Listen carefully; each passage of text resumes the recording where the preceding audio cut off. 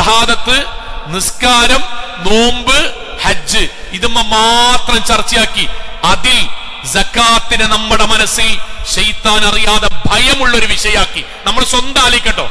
നിസ്കാരം കേൾക്കണ പോലെ, ഞാൻ ഇന്നെ പറ്റി ആലോചിക്കാൻ, നമ്മളെ പറ്റി ആലോചിക്കാം. നിസ്കാരം കേൾക്കണ പോലെ, നോമ്പിന്റെ ഹുക്കുമ് കേൾക്കണ പോലെ, ഹജ്ജിന്റെയും ഉംറയുടെയും ഹുക്കുമുകൾ കേൾക്കണ പോലെ, തൗഹീദ് കേൾക്കണ പോലെ മനസ്സു തുറന്ന് സക്കാത്തിനെ പറ്റി കേൾക്കാൻ നമ്മൾക്ക് കഴിയുന്നുണ്ടോ? ഇല്ലെങ്കിൽ എന്റെ അർത്ഥം എന്താ അറിയോ? ശൈത്താന്റെ കെണിയുടെ പകുതി നമ്മൾ എത്തിക്കണെന്നാണ്. ഇനി പിടികൂടി വീണാ മതി, പിടികൂടി വീണാ മതി. സഹോദരങ്ങളെ, പിടികൊടുക്കരുത്.